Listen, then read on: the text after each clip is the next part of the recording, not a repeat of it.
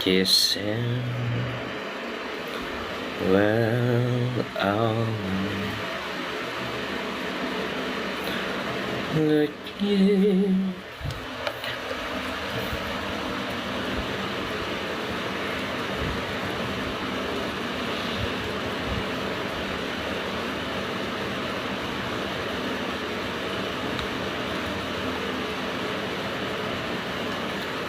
Salve. Rongkat. Dua akun sudah kena bahas apa itu makna Tuhan dan Allah. Kita bisa rongkat loh teman-teman. Benar nggak tuh? Kita bahas apa itu Allah, apa itu Tuhan. Tuhan adalah gelar, Allah adalah hakikat. Bisa rongkat loh.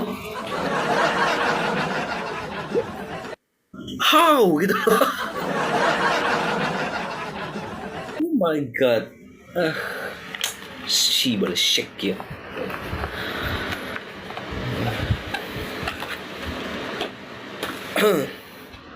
Oke, kita tunggu lagi lah. Ini soalnya followernya juga dikit, jadi nggak semua orang tahu notifikasi live-nya. Terus sama dia Lala, ini belum bisa naikin orang ya, karena jarang live ini. Shalom Rosan, apa kabar? Tuhan memberkati. Waalaikumsalam shalom. I'm good, thank you. Puji Tuhan, saya baik. Gak panjang ya, perlu di ini lagi nih. Gak terlalu kelihatan warnanya. Udah coklat ini harusnya nih.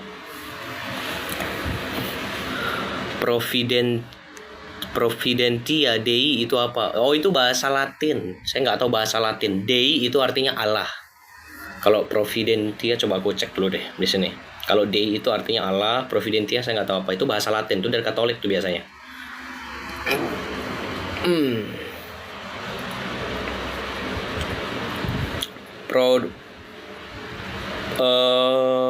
Apa ini? Allah menyediakan mungkin ya, penyelenggaraan ilahi. Nggak ngerti juga sih aku maksudnya apa nih ya. Providentia Dei adalah istilah dalam bahasa Latin yang berarti penyediaan Allah. Kata ini berasal dari kata kerja providere yang berarti memandang ke depan, bahwa Allah selalu menyertai dan Allah menyertai, Tuhan menyertai gitu loh. Allah memelihara gitu loh. Itu kan aku nggak paham kalau bahasa Latin, aku nggak paham. Shalom nak kun jua juga Pak Tony, terima kasih. Shalom di guru. Alaikum shalom kakak guru. Salah nggak? Salah apa tuh? Aku juga sedang mempelajari iman ortodoks. Yang pelajari semua sih, kristologi, ortodoks dan katolik. Salah? Nggak ada salah. Kenapa salah? Nggak salah kok. Namanya kan melakukan perbandingan kan. Kita inilah ya. Kita paham lah ada perbedaan antara Katolik Ortodoks, sekaligus ada kesamaannya. Nggak apa-apa belajar dua-duanya. Artinya iman kita lebih tumbuh di mana, silahkan gitu. Masih misi ya, iya. Soalnya tadi aku di Komal Bang CP kena rungkat karena ada satu wanita muslim itu keras kepalanya luar biasa, datang nggak ada congornya gede, jadi berantem di sana, kena rungkat ya kan, baru besok baru bisa dipakai pagi-pagi. Lalu ini tadi juga kena, cuman ini tadi akunku yang kedua ini nggak tahu kenanya sampai kapan. Aku udah lakukan aju banding karena aku nggak ada menghujat ya, bahasaku sopan, tiba-tiba kena pelanggaran ujaran kebencian dan aku juga nggak tahu kenapa gitu ya. Nah TikTok sekarang makin aneh gitu. Aku udah kirim surat ke TikTok. Lalu yang ini karena jarang aku buka live, jadi kita harus kejar misi dulu. Jadi kita bahas all about Christianity seperti biasa, kita belajar bersama.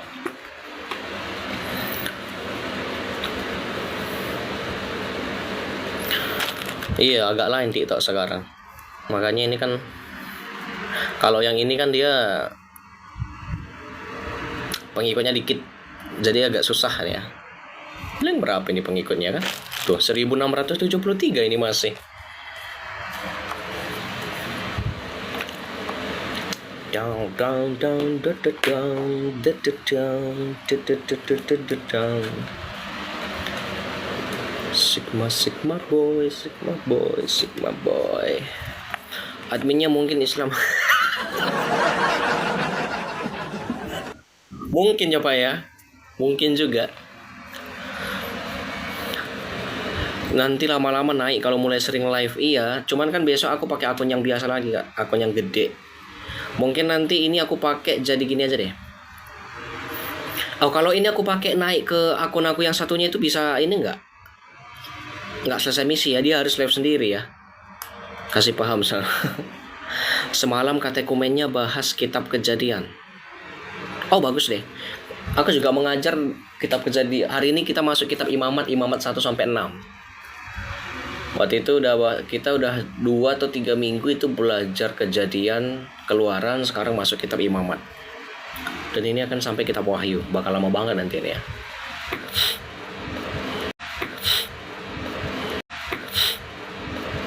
Sobirin, udah lama nggak kelihatan Sobirin. Kok kalian nyariin Sobirin di sini? Istrinya yang kelihatan di sini, Sobirinnya nggak kelihatan. Nggak tahu kemana dia. Sobirin sama peliharaannya doang yang kelihatan. Ini istrinya sama si Uza. Sobirinnya nggak kelihatan. Oke lah, kita tunggu dulu ya, ramai ya teman-teman ya, kita akan bahas. Tapi saya nggak lama karena saya jam 9 nanti ada pengajaran. Ini udah jam ini berarti saya 1,5 jam lagi lah ya. Oke lah, nggak apa-apa. Coba kita belajar lagi. Kita tanya jawab aja deh, tanya jawab. Saya belum siapin materi yang baru soalnya, masih sibuk. setengah 1 jam aman udah. Oh.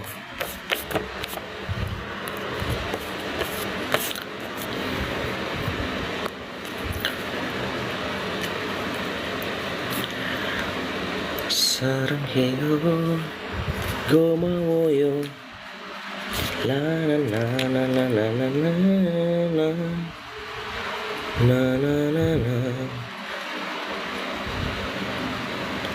na na na na na na.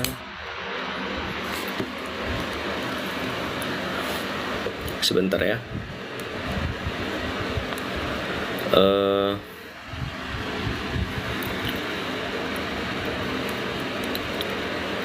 Kelihatan nggak kalau aku putar ini? Aku salib 3 kali, bungkuk 3 kali. Oke. Aduh, Tuhan Yesus.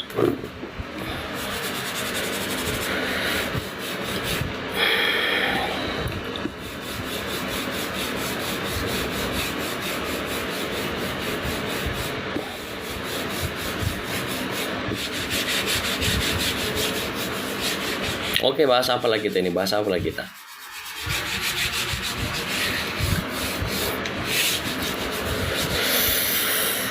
Panas sekali Jakarta ini, bah.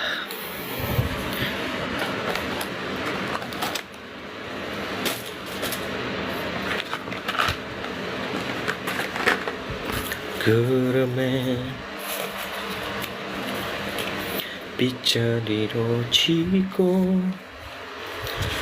잠자기 요린이 내리는 비무소리만큼 싫은 기억들이 내 맘 붙잡고 있는데. Aku kasih tema dulu ya. Itu orang nggak tahu bahasa apa ini. 갈수록이 더 좋아 나를 안았어.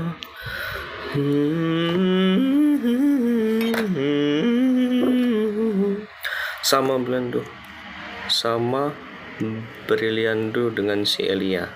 Amin. Sama-sama anak Tuhan, jadi sama ininya kan, kecuali tadi saya RT 6 ya. Tuhan Allah itu baik. Nah, kok nggak bisa sih? Loh.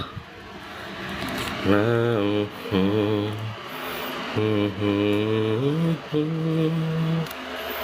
Kok nggak bisa ini ya? Nggak bisa ngedit ini apa sih namanya nih? Stikernya ya. Selamat datang gitu kan aku mau ganti. Kok nggak bisa ya? Belum bisa ya kalau nggak ini lah, nggak enak.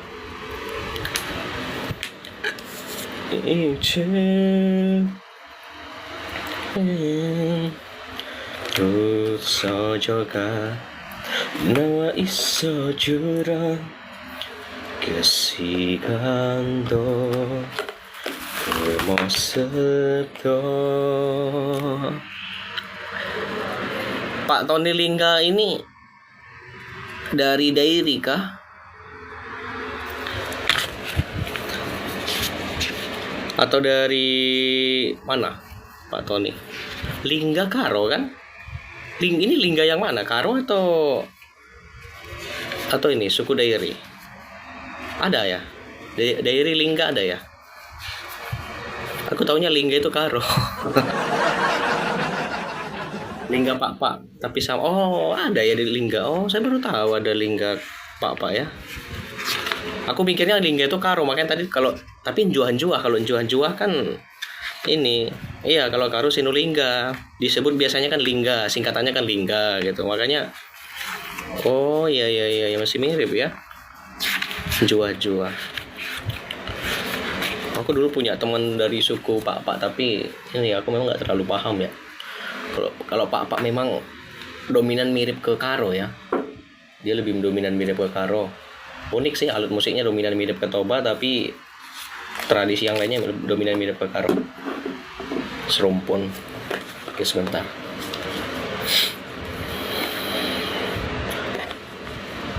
Oke, baik. Justru dari Lingga Dairi lah yang merantau ke Karo, lalu ganti nama jadi Karo.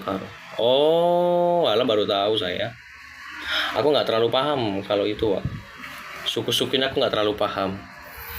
Bahkan di sana aja aku ketemu sama temanku pakai bahasa Karo, aku diejekin, loh kau kok nggak bisa bahasa Karo? Dia bilang. Dikit. Abang marga apa? Marga Ginting. Kalau di Batak Parna.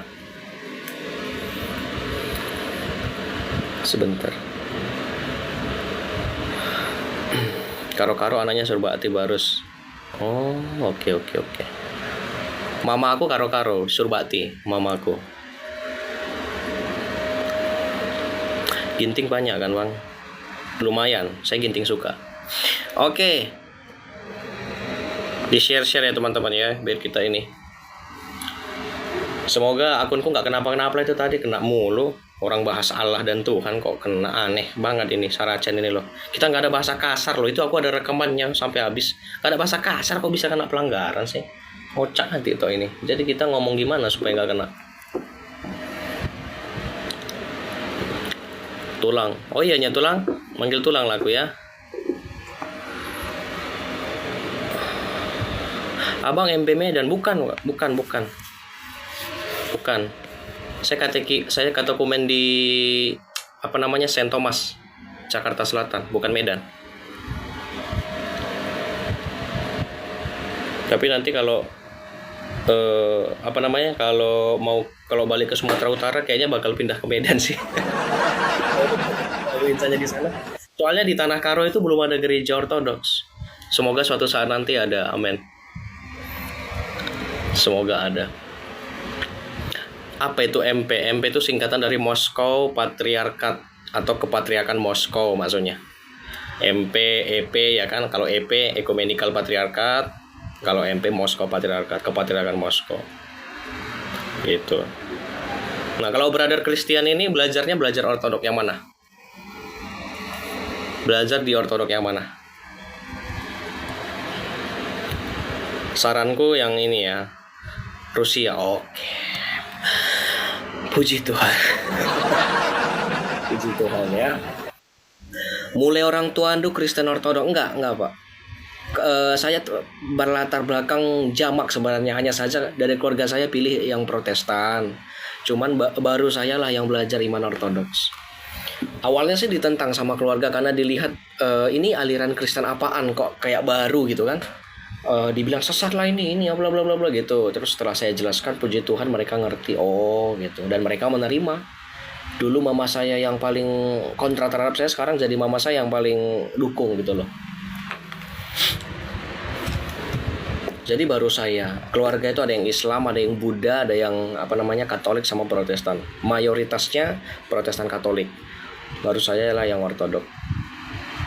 Itu pun kan masih belajar.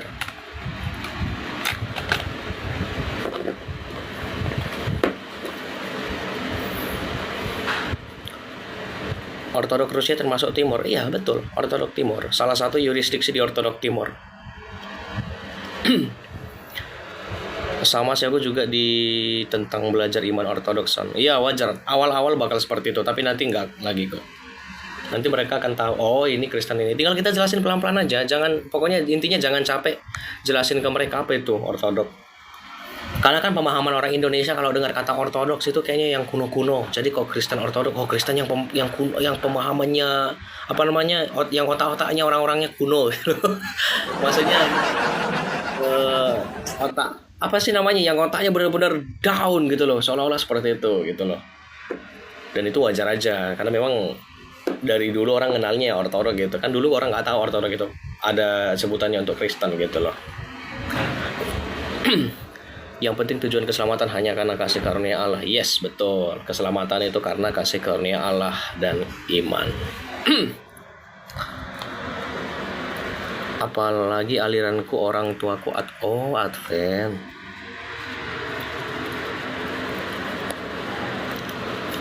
Bang Darto ini, oh bukan ya, Bang Darto ini ortodok kah? Bang Darto masih di sini nggak, Bang Darto?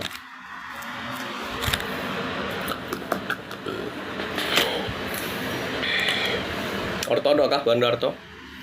Oh Protestan.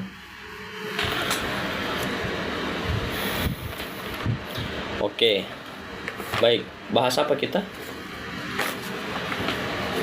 Kita bincang-bincang santai aja lah. Orang akunnya kecil ini.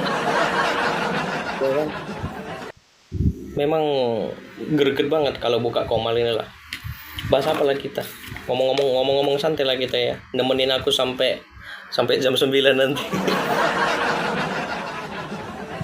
Karena nanti kan ini ya pengajaran. Dia bilang ortodoks sama Katolik itu sama nyembah benda mati.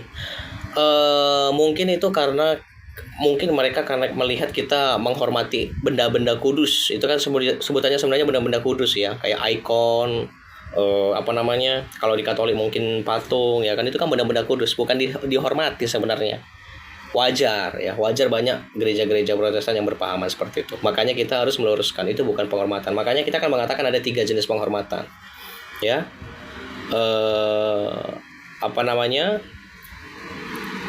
Penyembahan kepada benda-benda kudus seperti Alkitab ya, seperti apalagi ya, pokoknya semua benda-benda kudus yang ada di gereja. Lalu tingkatan selanjutnya ada penghormatan terhadap para kudus, apakah itu kepada Bunda Maria, kepada Rasul Paulus ya, kepada martir-martir yang lain yang menjadi santo dan santa. Nah itu dihormati. Tetapi yang paling tinggi itu disebut penyembahan ya. Kalau yang di bawah tadi disebut penghormatan, di atas ini penyembahan. Dan penyembahan hanya boleh diberikan kepada Allah Tritunggal. Jadi kita bukan menyembah Bunda Maria, bukan menyembah mereka, tidak. Karena yang layak disembah hanyalah Allah Tritunggal.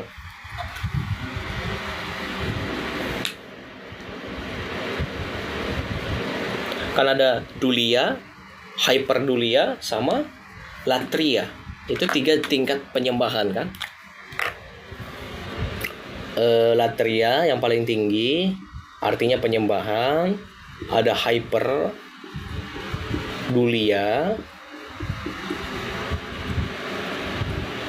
dan dulia. Aduh, sakit banget. Sebentar ya.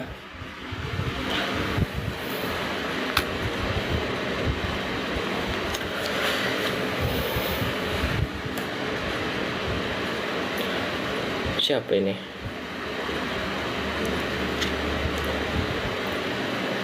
Tapi apapun itu, thank you ya teman-teman yang udah order baju kaos yang saya jual ya. Semoga lah Tritunggal memberikan rezeki yang melimpah. Sebentar saya putar kamera. Nah, kan ini ada 3 tingkatan sebenarnya. Yang pertama dulia. Ini kepada benda-benda kudus. Ya, kepada para kudus. Ya, yang kita sebut dengan sebutan santo, santa. Jadi itu hanya sebatas penghormatan. Lalu yang keduanya ada hiperdulia. Nah, hiperdulia ini khusus kepada Bunda Maria yang kita sebut di dalam gereja Ortodoks Sang Theotokos. Kenapa penghormatannya lebih? Karena dialah yang melahirkan Kristus. Lalu yang ketiga, latria. Inilah yang disebut penyembahan. Dan penyembahan ini hanya diberikan kepada Allah Tritunggal. Jadi, baik Katolik maupun Ortodoks itu tidak mungkin menyembah patung, tidak mungkin menyembah Bunda Maria, tidak mungkin menyembah para kudus santo dan santa. Karena penyembahan itu disebut latria, dan latria hanya diperuntukkan kepada Allah Tritunggal. Makanya ada 3 pilar Ortodoks kan? Ortodoksia,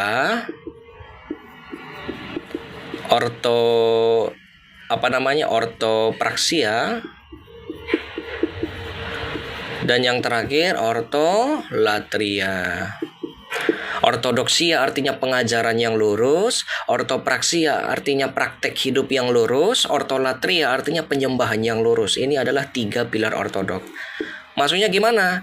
Ortodoksia artinya iman yang lurus, pengajaran yang lurus. Kalau imannya sudah lurus, maka kita akan otomatis masuk ke praktek yang lurus. Ya, praksia, praktek. Kalau dia prakteknya sudah lurus, pasti latrianya lurus. Penyembahannya lurus kepada Allah Tritunggal. Nah, jadi kita nggak mungkin menyembah yang namanya Bunda Maria, menyembah para kudus, tidak. Seperti itu. Oh, ada Brother Timothy. Shlomo Aleicon. Saya juga pengen beli kaos, cuma belum ada nyali buat make. Belum ada nyali make. Gak masalah. Pelan-pelan. Aku yang pakai aja waktu jalan atau belanja ke Indomaret, nengok mata orang, nengok semua apa itu ditulisan di bajunya itu. Kok tulisan Arab itu ada salibnya gitu kan.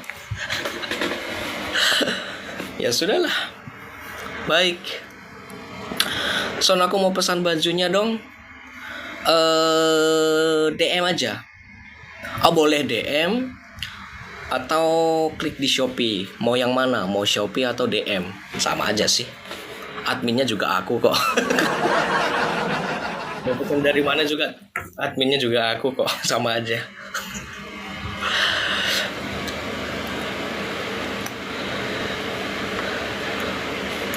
Assalamualaikum.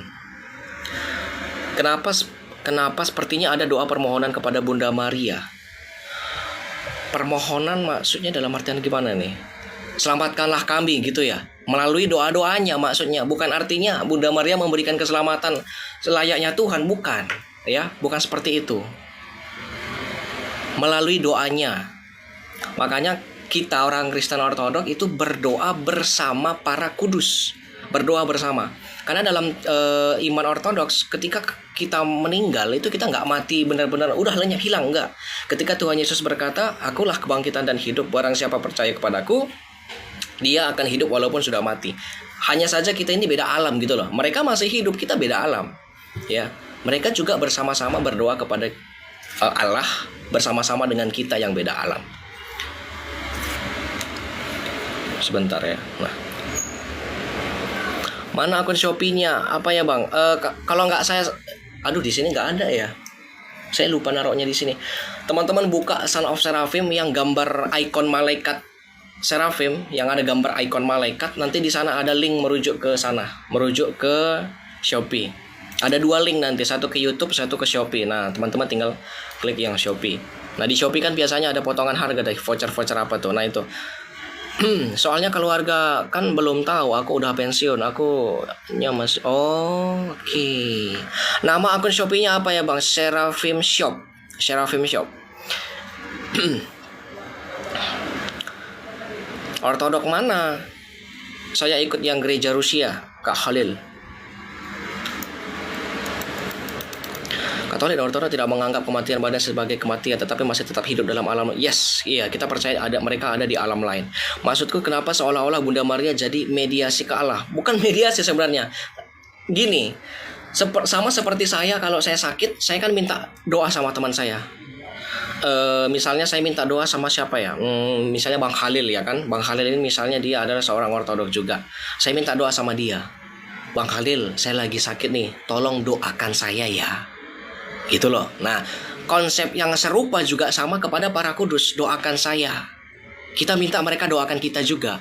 Di sisi lainnya kita juga berdoa. Gitu loh. Ya, karena mereka itu nggak mati dalam artian udah mati kayak saya diam tok dong gini. Enggak.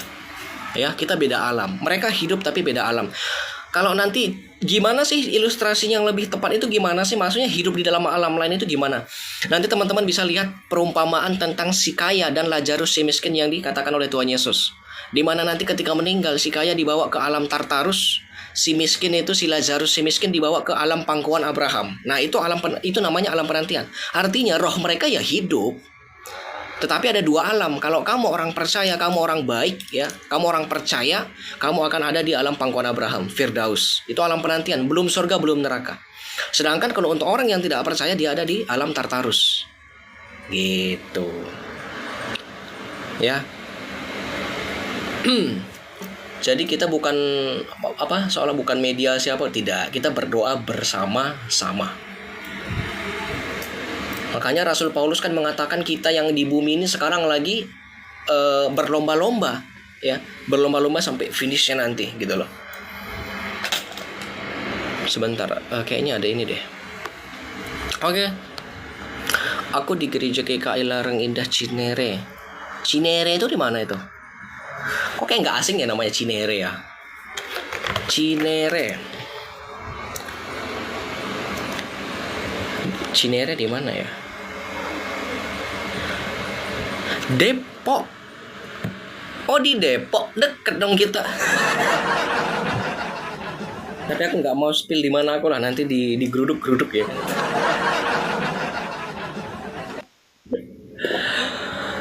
Tapi boleh nggak pakai tanda salib dan doa Bunda Maria? Setahu saya Protestan nggak ada. Kalau memang tertarik seperti itu ya saya sarankan ya ke Katolik atau ke Ortodoks. Kenapa? Gini, karena kita nggak bisa pungkiri beberapa, kalau teman-teman Protestan kan beberapa nggak pakai. Paling yang pakai pun Lutheran tradisional itu pakai, dan itu pun hanya ada di Jerman, ya. Takutnya nanti akan menjadi batu sandungan terhadap mereka. Lebih baik tidak, gitu. Tapi kalau misalnya secara pribadi mau pakai silakan, gitu ya. Buat pribadi nggak masalah.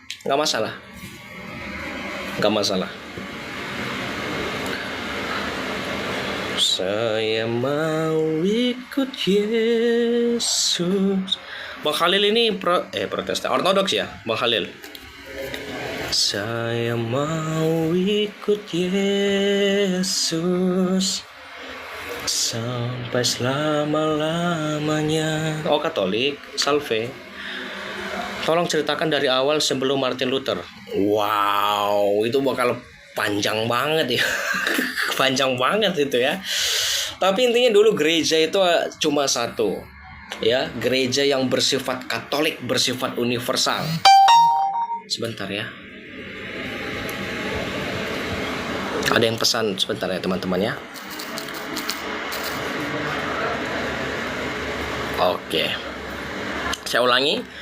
Ya, Kristus itu mendirikan gereja, eklesia, jemaat. Kalau di LAI sekarang jemaat, ya itu dari kata eklesia, gereja, congregation dalam bahasa Inggrisnya, ya.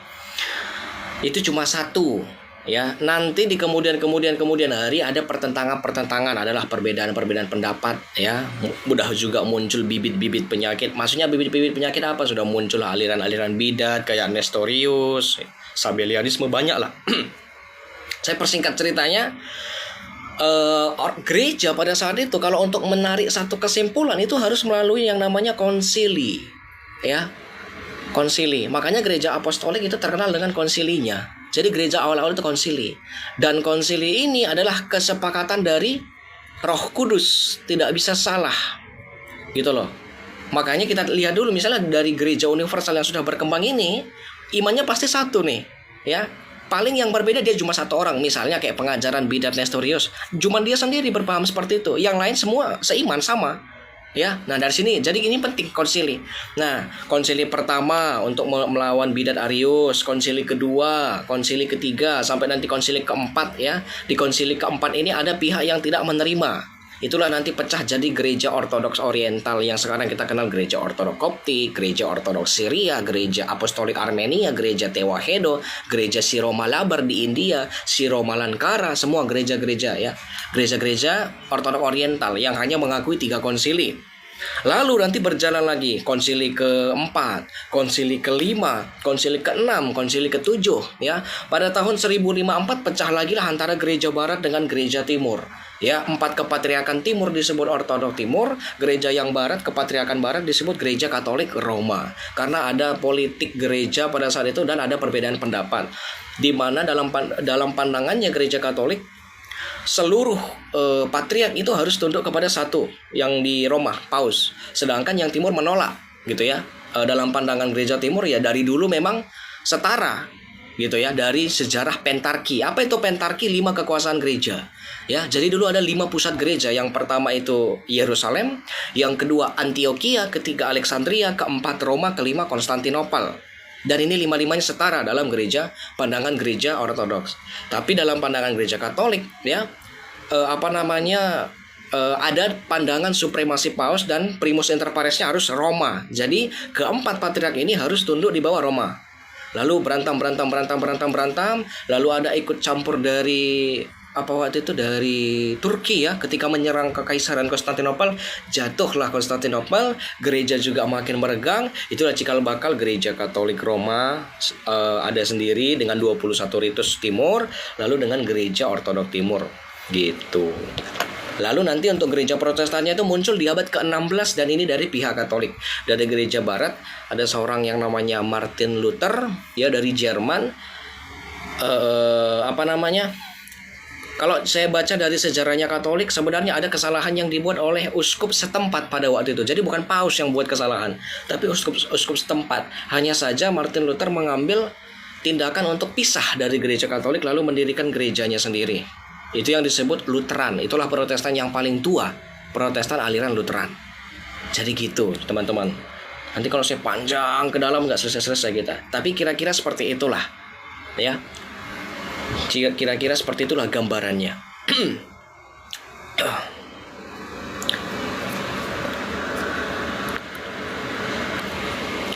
Islam mengingkari hukum Taurat. Silakan berzina, silakan merampok.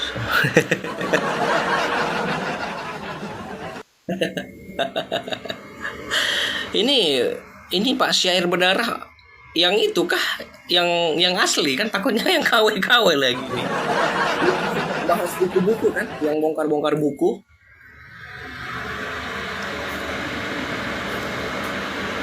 Oh. Ya, begitulah nanti kenapa sekarang Kristen itu ada 3 arus utamanya. Katolik sebagai denominasi yang paling besar, lalu diikuti oleh Ortodoks Timur, lalu diikuti oleh Protestan. Seperti itu teman-teman.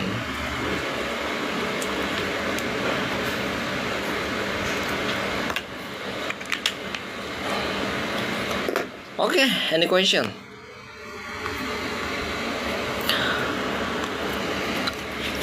Kugangimu adukundu, maka tergoda kenaman bangku. Laku tahana di Ciremindu. Oke, sejauh ini masih aman. Kerigia sabah kenjulu. Iva bilang ada 10 hukum Taurat dalam Islam. Oh, di mana itu? Saya baru tahu. Di mana ada 10 hukum Taurat di dalam Al-Qur'an? Yang pasti ketiga aliran besar itu memuliakan Yesus. Yes, bukan hanya memuliakan tetapi juga menyembah. Gitu. Makanya gini, kalau saya itu paling nggak suka yang namanya bidat. Contohnya bidat apa ya? Bidat unitarianisme, seperti saksi Yehua, ya, dan yang lain-lain lah pokoknya. Apalagi oneness, ya kan? Nah, sekalipun gereja ada perpecahan, oke, kita akui ada perpecahan di situ karena faktor sejarah. Ya, sekarang sedang memulihkan hubungan gereja ini kembali. Katolik Roma dengan 21 ritusnya Tritunggal. Gereja Ortodoks Oriental Tritunggal. Gereja Ortodoks Timur Tritunggal. Saya tambah satu lagi. Sebenarnya ini masih simpang siur antara Nestorian dan atau tidak. Gereja Assyria Timur Tritunggal. Protestan Tritunggal. Ya. Kalau kita berbicara Protestan yang awal, misalnya seperti Lutheran, Calvinis, Zwingli dan lain-lain. Nah, ini akan menjadi pertanyaan besar, dari mana sebenarnya bidat-bidat oneness ini berasal? Ya kan? Makanya kalau ada unitarian, oneness bangga-bangga keluar-keluar di TikTok gitu kan. Wah, kamu lupa sejarah, kamu ini bukan bagian dari komunitas gereja karena kamu sudah di anatema. Ya, anatema itu maknanya apa? Anatema itu artinya dia yang pertama ya, dia terpisah dari kita, skismatik, terpisah dari kita. Yang kedua, ya, Allah lah yang menjadi hakim atas mereka. Gitu, biarlah Allah yang menjadi hakim atas mereka. Udah nggak urusan kita lagi. Bukan bagian dari iman kita lagi, bukan bagian dari kita lagi. Tidak mewakili kita lagi. Ya, Protestan Tritunggal, Ortodoks Timur, Ortodoks Oriental Tritunggal, Gereja Assyria Timur Tritunggal, Katolik Roma dan 21 ritus Timur Katolik juga Tritunggal. Ya, jadi kita masih bisa melihat kesamaan ini. Itu mengapa kalau saya pribadi saya nggak suka bahas denom. Paling benci saya kalau ada orang bahas denom. Oh, apa sih gitu loh. Oke lah, sekarang lagi ada ini, memang ada perbedaan, tetapi kenapa kan ada perbedaan kocakan-sakaran? Percuma dong hidup di Indonesia yang katanya Bhinneka Tunggal Ika kalau masalah itu aja berantem kan gitu. Ya, jadi kalau saya lebih berfokus mau apapun denom kamu, latar belakang apapun gerejamu, selagi kamu Tritunggal is oke. Makanya yang saya bahas yang kita persamaan yang kita miliki saja, gitu. Waalaikumsalam. Louis, Anglikan Tritunggalis. Anglikan itu masih masuk ke Protestan sih. Dia masuk kategori Protestan. Waktu aku nggak tahu nyebutnya penahbisan atau apa itu ya. Waktu diangkatnya Raja Charles III, dia kan dibawa ke gerejanya mereka kan, ke katedral di mana itu. Nah, itu imamnya itu baca ada nyebut Protestan, gereja Anglikan yang Protestan gitu loh. Jadi mereka mengakui mereka juga Protestan. Memang kalau kita lihat Protestan yang awal-awal dia memang bakal lebih mirip ke Katolik. Ditambah lagi Lutheran loh ya. Lutheran itu doa masih buat tanda salib loh. Tanda salibnya sama seperti Katolik. Tuh, mereka sama. In nomine Patri et Filii et Spiritus Sancti. Amin. Mereka masih buat tanda salib dan mereka ada devosi kepada Bunda Maria. Nah, itulah perbedaan kita. Mau tidak mau ya akuilah itu, karena itu memang fakta realita. Tapi jangan jadikan itu menjadi bahan pertikaian gitu loh. Nggak elok ditengok lah. Ya, nggak elok sekali dilihat.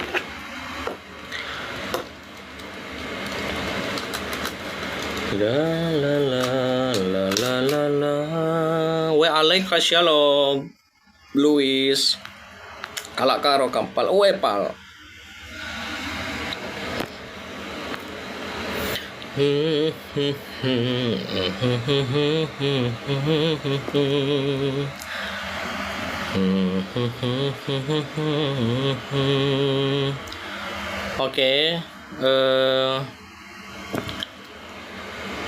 perpecahan saya rasa hanya tentang aturan-aturan dan cara menyembah dan tidak merubah makna Yesus. Oke lah, kalau dalam hal kristologi mungkin benar ya. Tetapi kalau untuk liturgi mungkin kita memang ada perbedaan. Itu memang benar. Kenal Romo Irenaeus Kason? Kenal dong. Aku beli salib dari Romo Iren justru. Cakep loh salibnya. Mau lihat nggak? Aku beli salib itu dari Romo Iren. Hai. Cakep kan?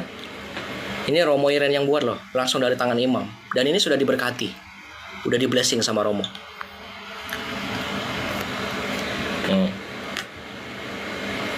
Cakep kan? Ini mirip sama salib Gospodi sih, kayak salib Gospodi gitu.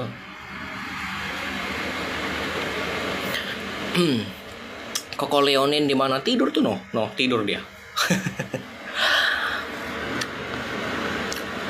Itu romoku yang sekarang aku tempat belajar. Oh, berarti di sini dong. Berarti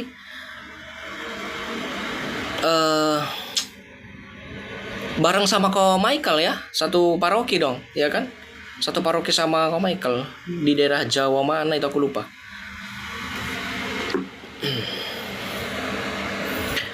Mas, Romo Daniel itu juga ortodok ya? Romo Daniel iya ortodok, tapi gini. Tapi tidak kanonik ya. Oke lah, mereka mengatakan mereka itu sah secara hukum di Indonesia bla bla bla dan lain. Tetapi mereka itu tidak secawan dengan ortodok manapun yang kanonik, tidak secawan dengan Konstantinopel, Rusia, Serbia, ya, gereja yang ada di Yerusalem, gereja Autokefalus yang ada di Yunani, enggak. Makanya saran saya di Indonesia kalau untuk mau masuk ortodok timur, saran saya, tapi kembali ke kamu, saran saya masuklah yang kanonik gereja ortodoks Konstantinopel atau gereja ortodok Rusia kalau untuk ortodok timur, ya, seperti itu. Tapi kalau mereka nanti bahas ini, pembelaan pasti tetap ada, ya, pembelaan bakal tetap ada. Tetapi itulah yang ingin saya katakan. Jadi misalnya kalau kamu nanti pergi ke Yerusalem, mau ikut ibadah di gereja Yerusalem, nanti imamnya itu tanya kamu dari gereja mana, siapa nama patriarkmu, atau siapa nama pimpinan gereja kamu, gitu. Kalau misalnya dari Rusia, dia menyebutkan yang mulia Patriark Kiril, itu bakal dikasih tuh anggur dan tubuh dan darah Kristus akan diterima. Tapi kalau dari mereka nggak bakal dikasih, ya, nggak diizinkan karena nggak diakui. Gitu teman-teman. Ya selebihnya ya silakanlah. Kita nggak ini.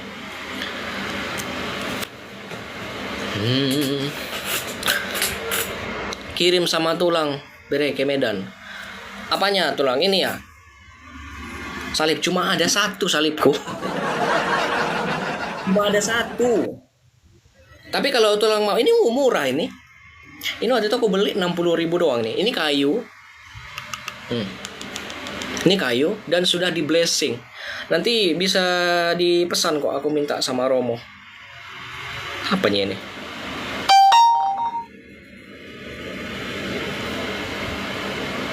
Ada makhluk mini-mini yang jalan tadi.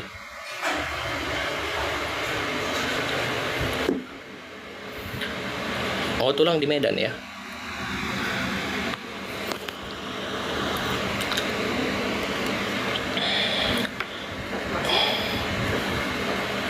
Na na na na na na na na. Kue yang murah pun jadi. Nanti tulang kalau aku ada berkat aku kirim, ya. Nanti aku chatting tulang. Iya, aku sama beliau Son. Oh iya, berarti bareng Ko Michael dong, ya kan? Kenal kan Ko Michael kan? GOI itu GGOC. Betul, GO itu GGOC, di bawah sinode GGOC. Genuine Greek Orthodox Church, gereja ortodok Yunani sejati. Gereja yang terpisah dengan gereja Autokefalus Yunani.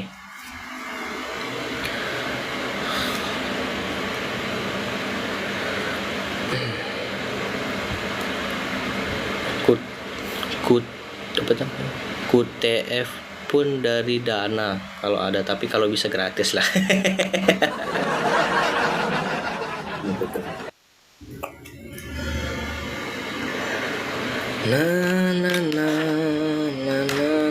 Shalom alaikum besem Yesua Hamasiah, salve ave Christus Rex. Selamat bergabung ya buat teman-teman semuanya. Waktu saya 1 jam lagi untuk live. Ayo bahas apa lah kita ini. Bahas santai-santai ajanya kita ini.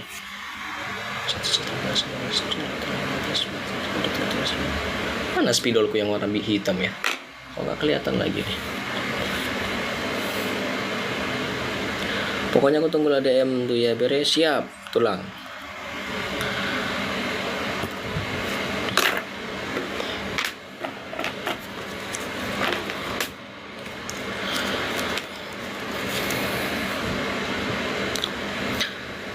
Baik. Sepi kan kalau akun ini kan. Kalau akun ini sepi memang. Karena ini aku biasa pakai cuma untuk perang. Ini akun perang sebenarnya. Jadi misalnya aku naik ke Komal Bang CP dan aku pingin barbar banget ya pakai ini. Biar nggak sayang kalau hilang gitu kan. Kalau akun yang satu lagi kan janganlah, sayang banget.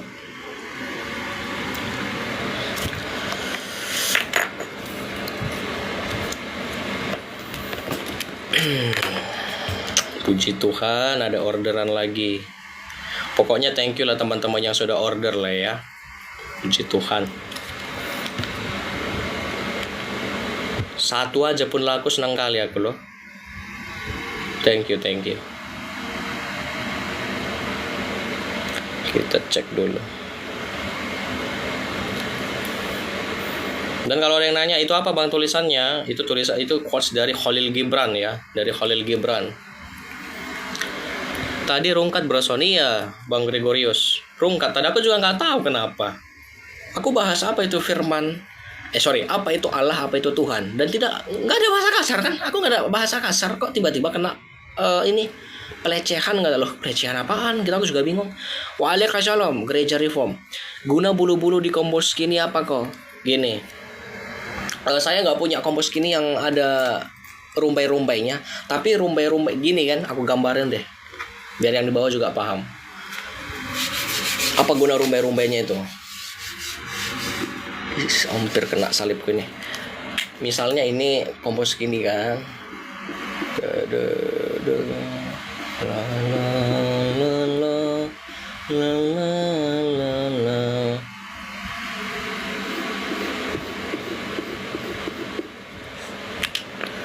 Sekai harganya.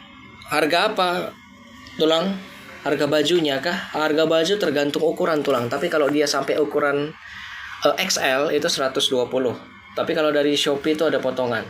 Tapi kalau udah sampai dia XXL 130, XXXL yang paling gede triple XL itu 150. Sebentar ya. Nanti aku tunjukin gambar bajunya. Kita bahasin dulu. Misalnya kayak gini kan, nah kamu kan setelah berzikir nih, misalnya kamu ada masalah nih, kamu berzikir, kamu nangis.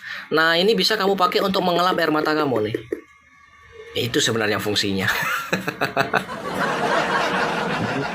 Habis kamu berzikir, Tuhan Yesus Kristus Putra Allah kasihanilah orang berdosa. Misalnya nangis, Tuhan Yesus Kristus Putra Allah kasihanilah aku berdosa. Udah pakai ini untuk hapus air mata kamu. Gitu.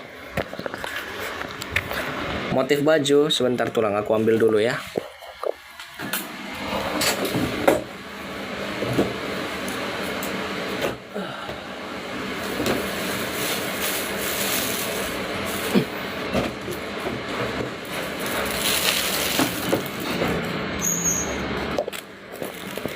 Kayak gini, nggak terlalu kelihatan ya karena ketutup gini loh. Coba dari gambar aja deh, kayaknya agak susah kalau ditunjukin di sini. Dia baju hitam, tapi gini, gambarnya itu, coba aku cari dulu deh, masih simpan nggak aku? Kalau pembatas kombos kini itu boleh diisi doa nggak? Pembatas kombos kini maksudnya? Pembatas yang mana? Kan butiran-butiran doang. Sebentar ya, aku tunjukin fotonya dulu.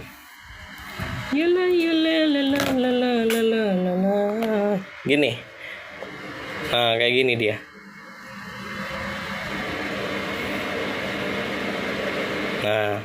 Nah ini bajunya. Nanti dipakai seperti ini. Ini kos dari Khalil Gibran, seorang pensyair Kristen asal Libanon. Ya, bagus banget.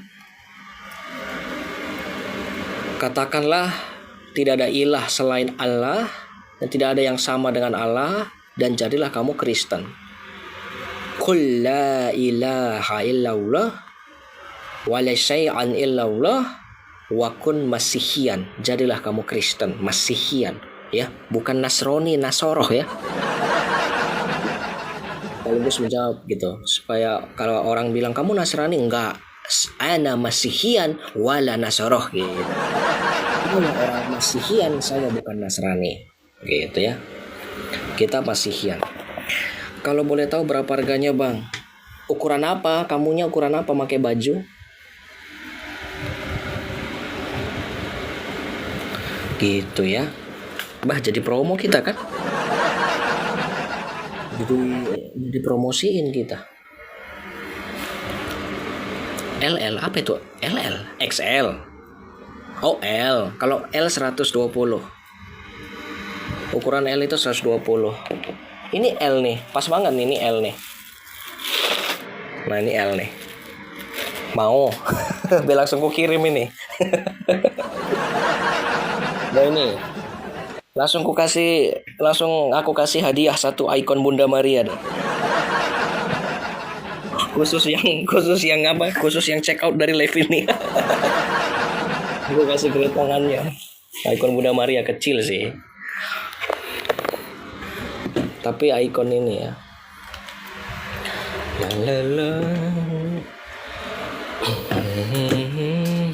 Waduh, di Medan kalau dipakai bisa ngamuk RT. Enggak lah tulang. Ini kan punya Kristennya ini.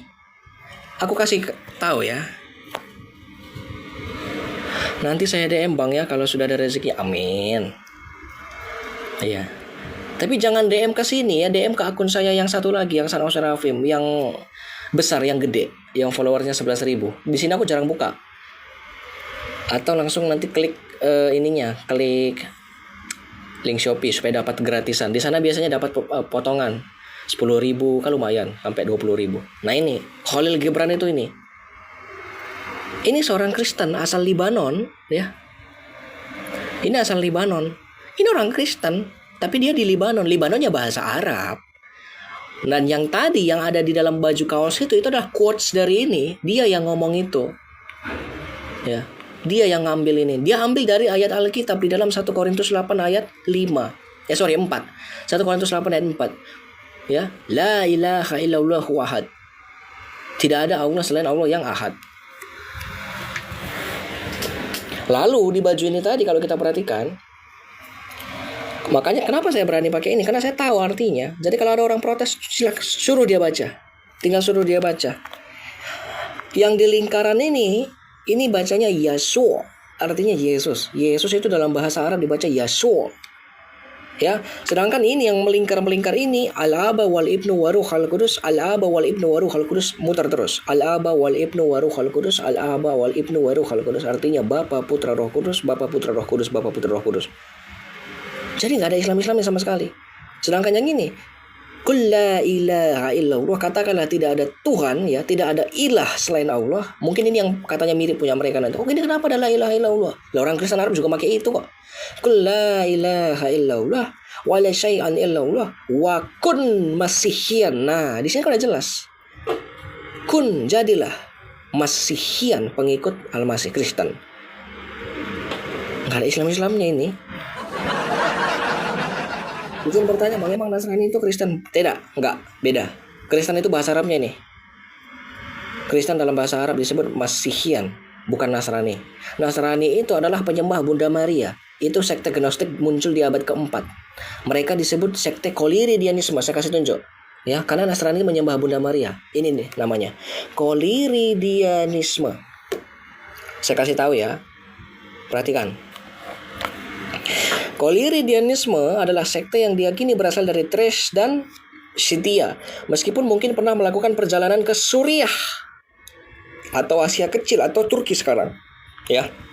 Nama Koliridianisme berasal dari kata koliris, yaitu kue-kue kecil atau roti gulung yang ditawarkan oleh wanita-wanita Arab yang mengikuti Koliridianisme. Jadi orang-orang Arab yang cewek ngasih-ngasih kue dia. Nah itu disebut Koliridianisme. Dan bagaimana cara pemahaman mereka? Pengajaran mereka ini sangat ditentang dari ini. Kita baca nih. Kita lihat ya, apa itu Koliridianisme? Inilah yang disebut Nasrani. Ini sangat ditentang oleh Santo Epifanius. Ya, Epifanius ini adalah salah satu santo orang kudus di dalam gereja Katolik dan gereja Ortodoks. Kita lihat, Koliridianisme merupakan salah satu bidat pada masa gereja perdana yang berkembang di Arabia tuh. Dia ini bidat di Arab. Aliran ini menyembah dan menuhankan Maria sebagai salah satu persona dalam Tritunggal. Mereka ngakunya Tritunggal tapi nyembahnya Bunda Maria. Sedangkan kita kan tidak. Kita kan menyembah Allah Bapa Putra Roh Kudus, di mana itu adalah Allah yang Esa. Mereka menyembah Bunda Maria. Inilah yang disebut Nasrani. Dan ini ditulis di dalam buku Panarionnya Santo Epifanius dari Salamis. Nanti teman-teman buka judul buku ini, Panarion ya, Panarion of Epifanius of Salamis. Di sana kan teman-teman ketemu ini wanita-wanita ini. Dan ini memang kembangnya di Arab. Inilah yang disebut Nasrani. Makanya di dalam Al-Quran itu Nasrani itu dikatakan menyembah Bunda Maria. Lah orang Kristen mana menyembah Bunda Maria? Nah, begitu. Jadi Kristen bukan Nasrani, Nasrani bukan Kristen. Dan ini fakta sejarah. Ya, dan Kristen, makanya kalau kamu tanya sama orang Arab yang Kristen, dia nggak bakal pernah mengatakan Ana Nasoroh, nggak bakal pernah. Mereka akan mengatakan Ana Masihian, saya pengikut Al-Masih, saya adalah Kristen. Ya, contohnya saya kasih misalnya dalam bahasa Yunani Kristus disebut ya Kristos. Pengikut Kristus disebut Kristianos, bentuknya jamak ya. Dalam bahasa Ibrani disebut Masyiah. Pengikutnya disebut Mesihayim. Dalam bahasa Arab disebut Al-Masih. Pengikutnya disebut Masihian. Jadi Nasrani dari mana? Ya, jadi kita bukan Nasrani. Kristus itu Kristianos, Masyiah menjadi Masihayim, Al-Masih menjadi Masihian. Nggak bakal ada kata Nasrani. Ya, saya kasih contoh.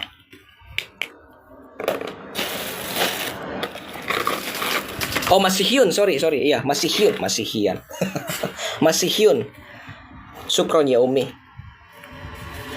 Ini Alkitab Perjanjian Baru, Kitabul Hayat, kitab kehidupan. Ini Perjanjian Baru. Ya, saya nggak punya Perjanjian Lama karena Alkitab Muqaddas itu mahal kalau yang sama Perjanjian Lama.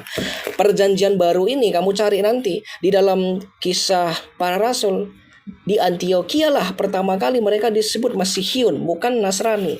Kamu nggak bakal ketemu di sini kata Nasrani.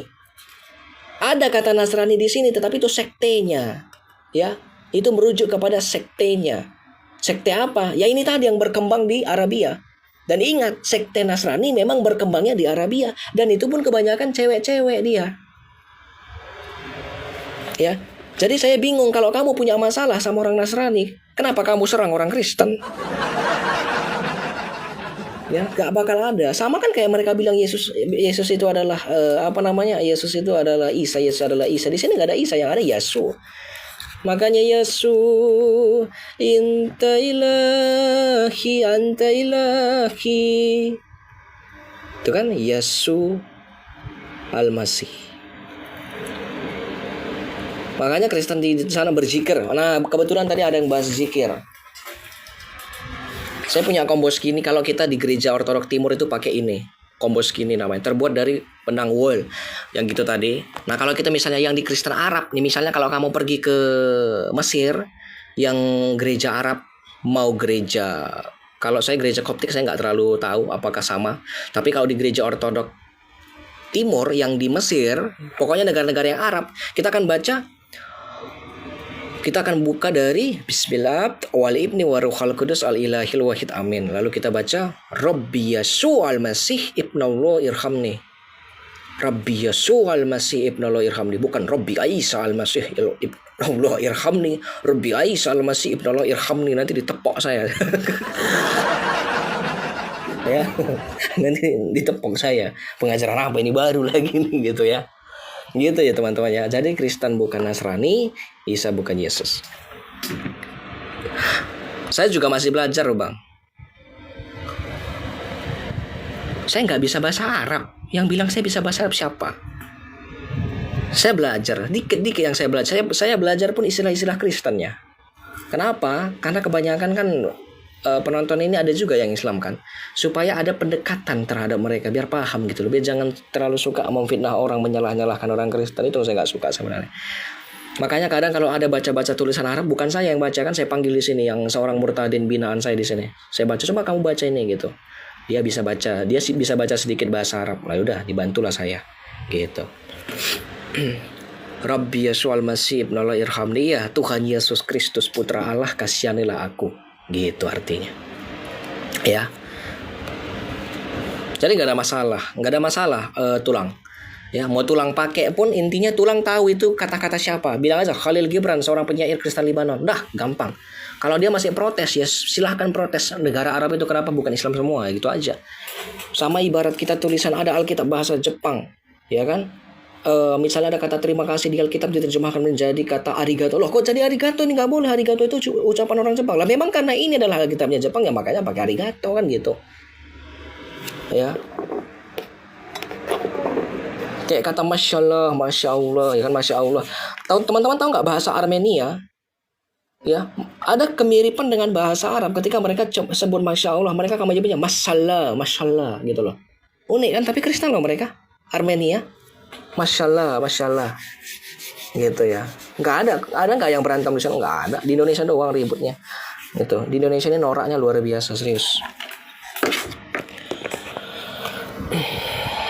Jadi kok pandai-pandaian RT6 bilang kita Nasoroh Nasrani, karena mereka begini bang. Kita nggak bisa pungkiri. Saya kasih contoh sama ini. Kok abang pula jadi aku panggil. Tahe, tulang. Ini saya kasih ya. Kita lihat ini tadi. Koliridianisme ini tadi, ini berkembangnya di Arabia. Ya.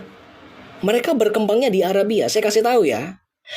Bidat, yang namanya bidat di Kristen, itu berkembangnya di Arab. Tuh, biar teman-teman tahu tuh. Yang namanya bidat Kristen itu berkembang pesatnya di Arab. Jadi jangan heran pengajaran mereka, yang mereka serang itu yang bidat-bidat semua. Contohnya Nestorianisme. Siapa nama pendeta yang mengajari si Nabi Muhammad itu, siapa yang namanya ya? Ada satu pendeta Nasrani katanya yang mengajari Nabi Muhammad itu. Itu setelah dicek ternyata itu dari gereja Nestorian. Dan itu terbukti secara sejarah ketika ditemukannya gereja Al-Jubail. Perhatikan.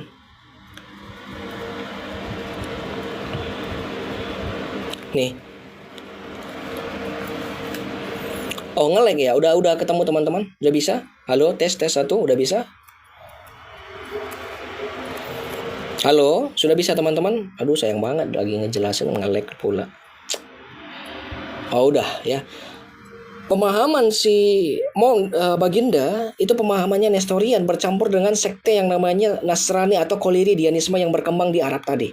Nah, ini adalah salah satu penemuan gereja namanya gereja Jubail karena ditemukan di daerah Zubail. Ya, gereja Zubail ini posisinya seperti ini, bisa teman-teman cek ya. Nah, ini ada di Arab Saudi.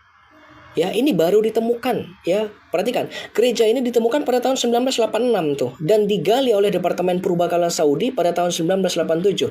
Hingga tahun 2008 hasil penggalian tersebut belum dipublikasikan di tengah sensitivitas terhadap artefak yang berasal dari non-Islam. Jadi, ini dulu nggak ada data-datanya. Ini memang dilakukan penelitian sampai tahun 2008 tapi datanya nggak ada. Dan datanya baru muncul tahun 2022. Datanya baru muncul tahun 2022. Kenapa? Karena setelah digantinya Raja Salman bin Abdul Aziz itu ya kepada putranya yang sekarang yang lebih liberal orangnya. Jadi diterima di sana. Kalau enggak, ini rusak ini gereja. Dan ini gereja Jubail ini ternyata gereja Nestorius. Ya, ini gereja Nestorius. Saya buka datanya ya. Saya punya datanya. Saya kasih tunjuk sama teman-teman ya. Jadi sangat salah kalau mereka mengatakan kita ini adalah orang Nasrani, orang apa. Pemahaman mereka bidat. Ini saya kasih tunjuk, saya punya PDF datanya nih. Nih, kalau saya ngomong nggak pakai data nggak suka saya. Karena saya ngomong selalu pakai data. Kita buka ya. Ini adalah laporan atau report dari penelitian Jubail Church di Jubail, Arab Saudi. Kita lihat. Ya, ceng. Nah ini, aduh. Nah, Perhatikan, tengok ya. Ini sudah dilakukan penelitian dari tahun 1986, sedangkan data ini baru dipublish tahun 2022, Januari 2022. 3 tahun lalu, teman-teman. Ya, diselesaikan oleh Brian Walling. Ya, kontesnya di sini ada kontens. Lalu kita lihat ke sini, ini daerahnya, ya. Jubail itu sekitar di sini di Arab Saudi, ya. Al Jubail, makanya disebut gereja Al Jubail karena memang daerahnya Jubail.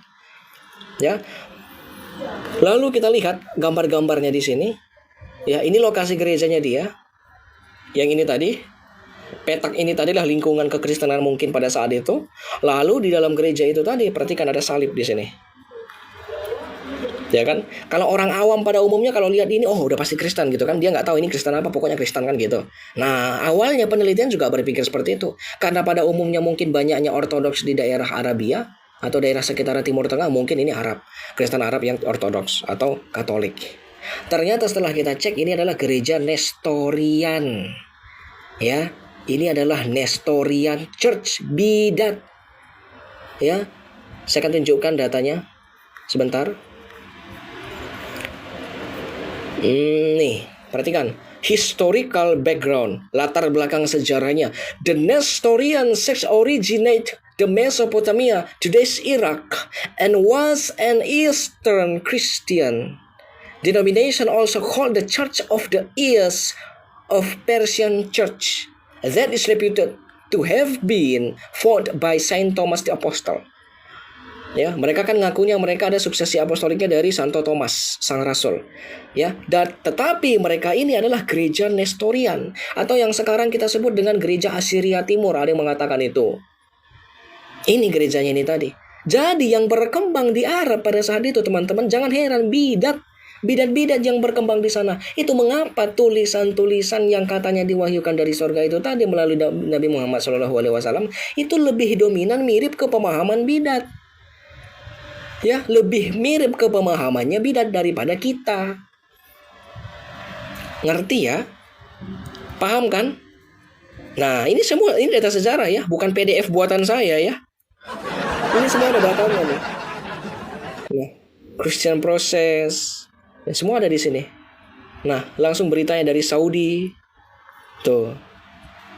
Jadi memang gereja bidat, teman-teman. Waktu saya ketemu data ini, setelah saya baca ada Nestorian, katanya, oh ternyata benar memang yang berkembang di daerahnya sekitaran di sana itu adalah gereja bidat. Dan jangan lupa, ini gerejanya ini berasal dari abad keempat loh, teman-teman. Jauh sebelum Islam muncul.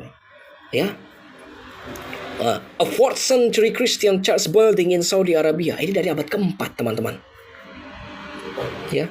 Nah, disinilah nanti dijelaskan bahwasanya pada tahun 1986 dimulai penggalian yang dilakukan oleh Badan Purbakala Arab Saudi. Hanya saja karena pada saat itu orang Arab Saudi ini sangat anti terhadap kekristenan, ya, jadi ini tidak dipublis. Baru dapatlah datanya pada tahun 2022 dan diselesaikan oleh Brian Walling. Seperti itu ya. Gitu. Saya mau kasih contoh. Ketika Nabi Isa alaihi salam, mereka katakan itu Yesus, oke, nggak masalah lah kalau mereka pemahaman mereka seperti itu. Tetapi ketika dia diserupakan, itu mirip seperti Injil Basilides. Isa membuat burung dari tanah liat.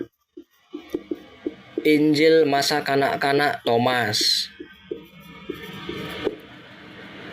Orang Kristen menyembah Bunda Maria. Bidat koliri dianisme. Pemahaman Tuhan on off.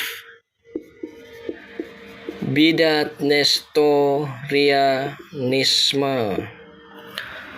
Masih banyak sebenarnya. Coba dari ini saja. Mereka mengatakan Yesus diserupakan. Itu adalah Injil Apokrifa Basilides.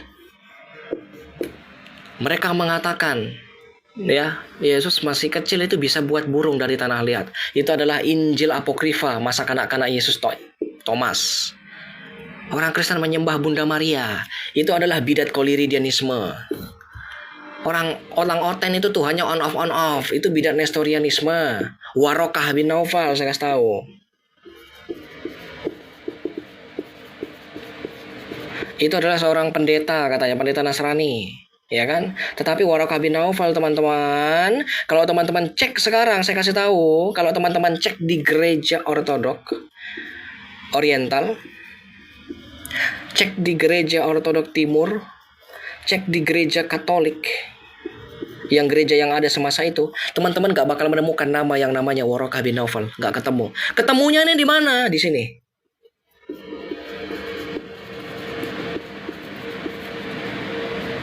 Ketemunya nama Waraka bin Naufal itu di Nestorianisme. Sedangkan ini saja bukan bagian dari kita. Jadi sangat salah kaprah kalau mereka mengatakan Nasrani adalah kita adalah Nasrani. Enggak. Ya, sangat salah sekali. Begitu ya. Dari sini mungkin ada yang kurang jelas, bisa ditanyakan.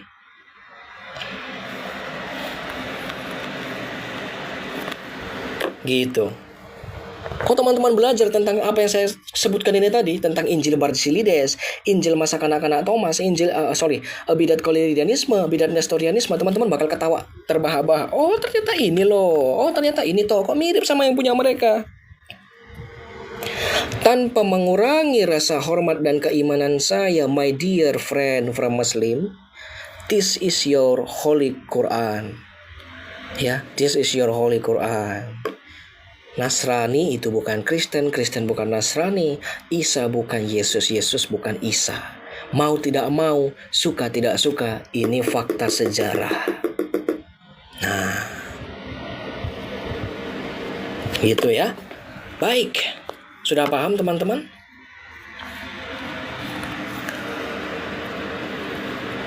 Teman-teman gak percaya pula nanti kan? Itu ada umi saya di bawah.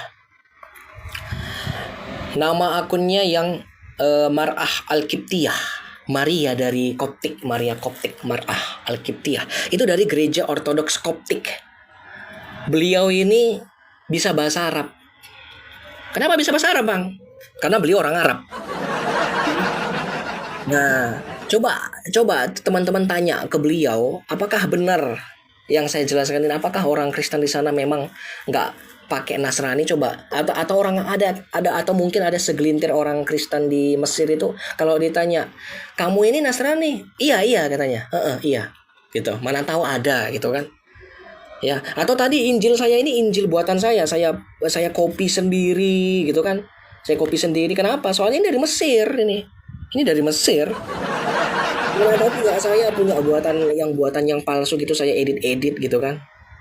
Nah, ini dari International Bible Society. Jadi teman-teman kalau misalnya ke Timur Tengah, negara-negara yang ada Kristennya, yang berbahasa Arab, teman-teman bakal ketemu ini. Ini bakal sangat ini banget ya. Ini populer banget. Ya, Alkitab terbitan dari International Bible Society, dari IBS. Gitu. Sekalipun ada varian yang lain, misalnya dari Alkitab Libanon Beirut, tapi itu sudah nggak ada lagi, karena yang terakhir saya tahu pun, kalau kata Profesor Bambang Nursena, itu dari tahun 1920-an ya. Nah, itu nggak ada dicetak lagi, semua sudah kesini kebanyakan gitu. Nah, silakan kita bahas apa lagi. Kalau orang Medan bilang ya, kalau orang Medan ngomongnya gini, kau udah salah petantang peteng-tengan pula. Nah ini berlaku bagi mereka, udah salah peteng-tengan. So tahu gitu loh. Mereka memaksakan pemahaman mereka supaya diterima oleh kita, sekalipun itu bukan iman kita. Kan lucu kan? Kata Allah, kata Allah.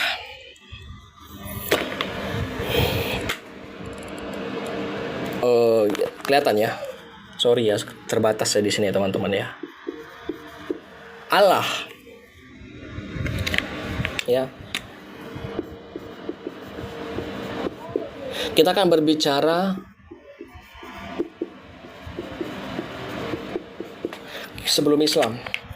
Karena sekarang memang kata Allah itu identik sekali dengan Islam. Saya pun bingung kenapa, padahal ini bukan punya mereka. Ya. Nah, Allah itu bukan punya Islam, tetapi Allah itu punya bahasa Arab. Yang punya bahasa Arab, bukan punya agama sesuatu, enggak. Saya akan tunjukkan. Ya. Apa itu Allah? Perhatikan.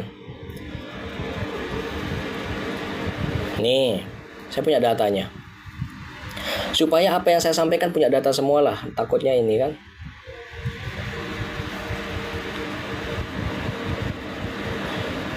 Ini saya punya dari Sayuti. Teman-teman yang suka berapologet dan suka nonton-nonton apologet pasti tahu itu siapa Sayuti. Ya. Sebentar saya bukakan. Kok agak susah ya bukanya sekarang ya.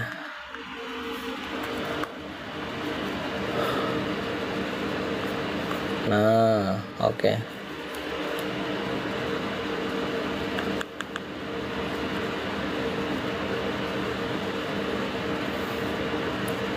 Nih, kita belajar.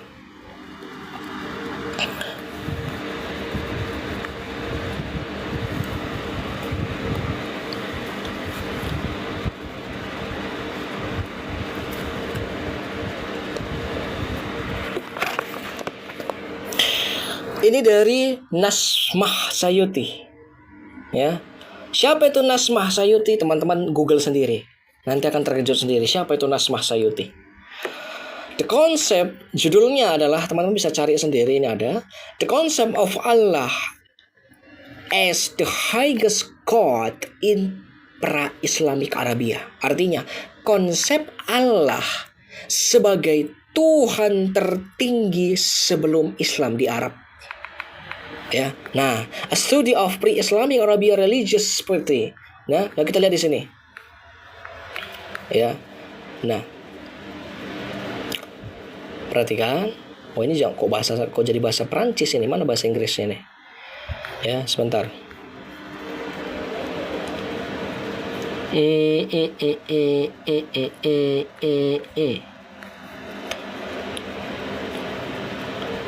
Kok gini banget sih? Ini sudah bahas Al-Quran, kita lihat di sini. Nah,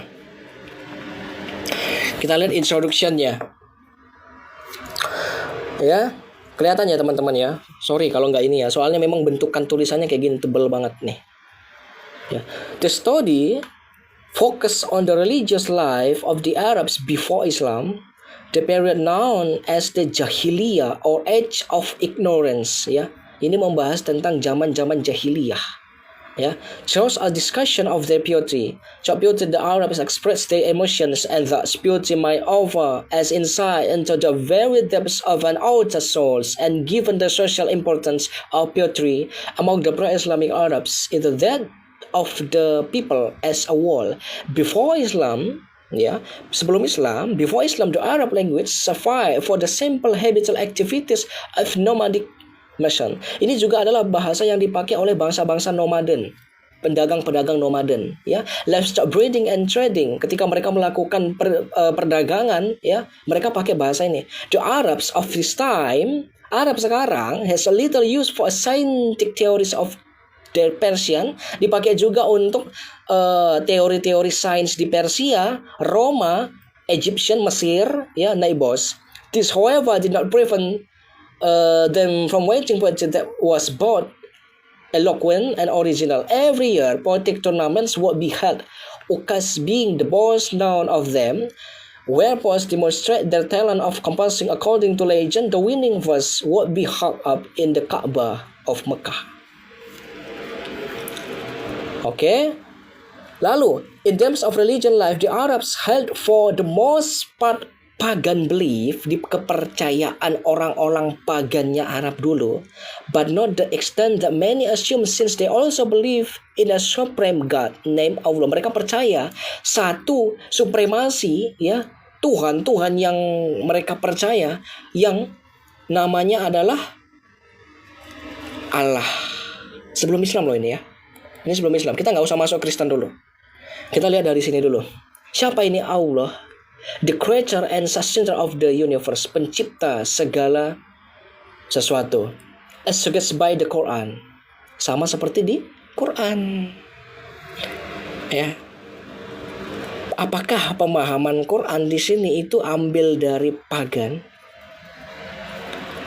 Part pagan belief, karena pagan juga mempercayai satunya Tuhan yang namanya Allah. Satu dewa yang namanya Allah.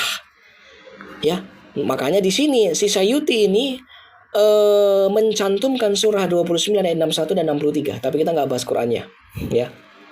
Nah, lalu kalau kita bawa ke bawah lagi, ya, kita lihat dari bawah ini Kalau ini lebih ke Islam ya, tapi kita tinggal ini. Oke, ke bawah terus. Nah ini, this work will attempt a study of pra-Islamic Arabia portrayed with a view to determining to what extent Allah was seen as the supreme deity period of the mission of the Prophet Muhammad. Ya, jadi ini juga adalah Tuhan yang sama yang diperkenalkan oleh nama Muhammad, yang bernama Muhammad. Tetapi teman-teman ya, kita lihat di sini ya. Kalau teman-teman baca dari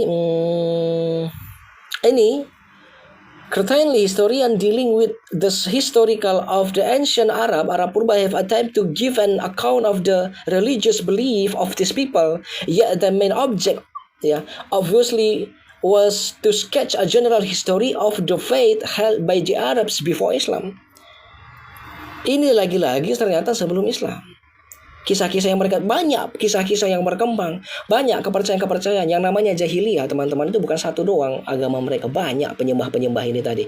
Satu suku punya dewa ini, satu suku punya dewa ini. Kalau teman-teman masih ingat ketika saya waktu itu belajar mengajari tentang budaya Timur Dekat Purba, ya, setiap suku itu punya tuhannya sendiri-sendiri. Bukan hanya di Arab, sampai zaman Mesir, sampai Israel kuno itu semua kayak gitu. Sebelum datangnya Musa, bahkan. Jadi jauh ke belakang memang udah seperti itu sifat-sifatnya manusia yang tadi. Dan ini juga berlaku sampai di zaman sebelum Islam, tentunya saja. Ya. Dan mereka tetap menyebut Tuhannya mereka adalah Allah. Itu dari segi sejarahnya sebelum sebelum Islam. Ya, kita belum pergi ke Kristen. Sedangkan kalau untuk ke Kristen itu gimana, Bang?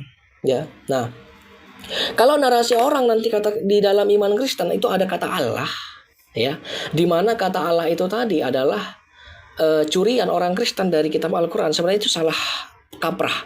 Karena kita punya prasasti, misalnya prasasti Ummul Jimal, ya, Ummu Al-Jimal atau artinya ibu onta, atau prasasti Zabat atau Nabatean yang bertanggal dari tahun 250 sampai tahun 612 Masehi, abad ke-7, jauh sebelum mereka. Tapi sebelum kita pergi ke sana, saya akan tunjukkan dulu data dari Rick Brown. Ya, Rick Brown ini siapa? Salah satu peneliti dengan kata Allah yang tadi. Ya, who was Allah before Islam? Evidence that the term Allah originate with Jewish and Christian Arab. Nah, di sini sudah masuk ke kategori orang Yahudi dan Arab Kristen. Kita lihat, ya. Kita baca dari sini. Ini Allah. Perhatikan apa katanya di sini.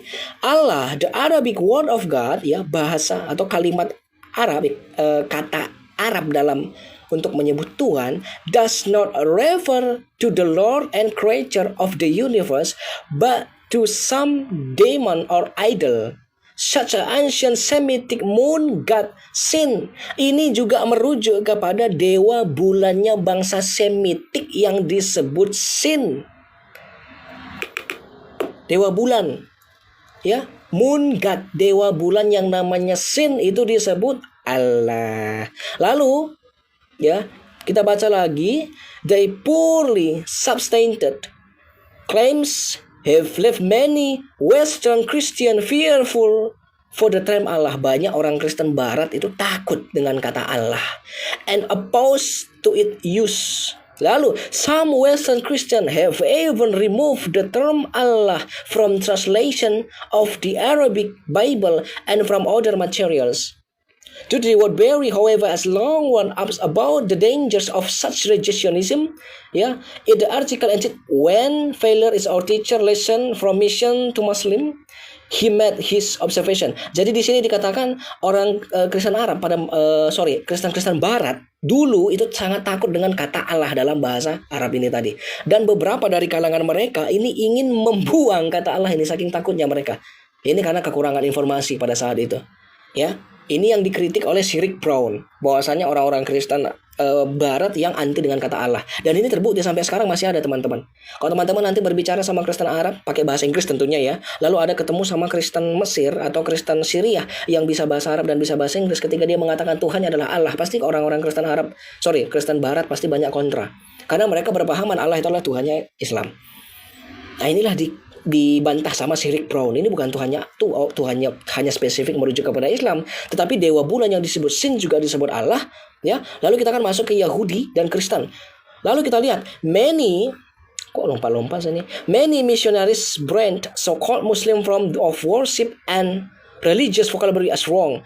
Ya, lalu without knowing the virtual and Quranic religious vocabulary, including the name Allah and virtually all the terms of worship except those especially related to Muhammad, were used by Jews and Christian before they were used by Muslim. Perhatikan, kata Allah ini tadi, ini lebih dulu digunakan oleh orang Yahudi, used by Jews and or Christians before they were used by Muslim. Sebelum itu dipakai oleh mereka, yaitu Islam.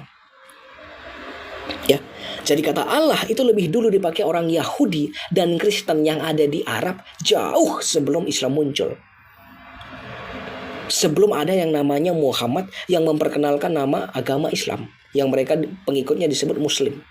Lalu di sini, but when Muslim encounter Christian religious materialists that have carefully avoided all mention of the name Allah, they often fear the materialists are indeed to lead them away. Aduh, gimana sih? Lugu banget, ya.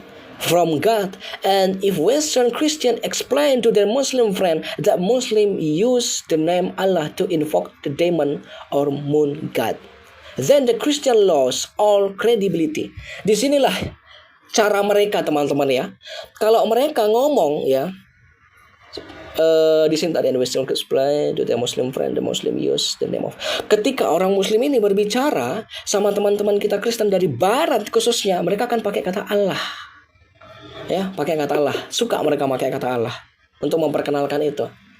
Tetapi kalau mereka ngomong sama orang-orang Kristen yang ada di Timur Tengah, mereka nggak pakai kata Allah, mereka pakai God atau apa. Ya, nggak mau menyamakan, karena nggak bisa dipungkiri orang Kristen Arab ya memang pakai kata Allah.